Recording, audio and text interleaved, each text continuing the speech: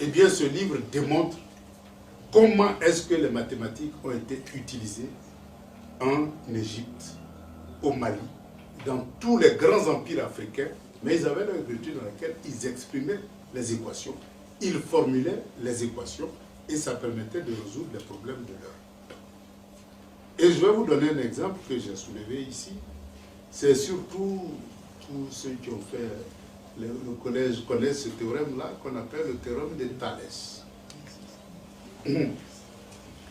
Alors, ce théorème-là, bon, évidemment, ce n'était pas le théorème de Thalès, hein. Thalès ne connaissait pas ça du tout.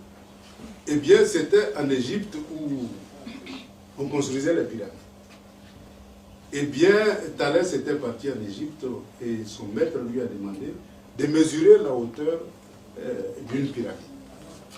Il dit non, lui, il ne peut pas monter sur la pyramide pour mesurer la hauteur de la pyramide. Il lui a dit, bon, c'est très bien, comme vous ne pouvez pas monter sur la hauteur de la pyramide, mesurez au moins ma hauteur. Donc évidemment, c'est simple, 1 mètre et quelques, c'est facile. Donc il mesure la hauteur du mètre. Il dit bien, mesure la longueur de mon ombre, puisque quand le soleil brille, eh bien il y a l'ombre du mètre qui est projeté au sol. Donc il mesure. Il dit quel est le rapport entre la longueur de mon ombre et ma hauteur. Il dit ah oui, vous faites 1m70, mais l'autre fait 65, donc c'est 2 fois moins. Ok.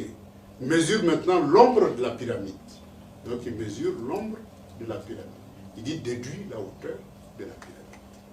Donc évidemment, il multiplie par 2 et il a la hauteur de la pyramide. Il dit mais vous avez la réponse à votre question.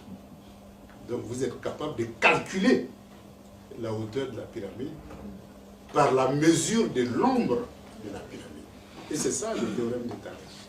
Évidemment, quand il est parti, il a oublié de marquer le nom de son maître. Il a tout simplement marqué son nom et il a effacé le nom de son maître et il a dit c'est son théorème.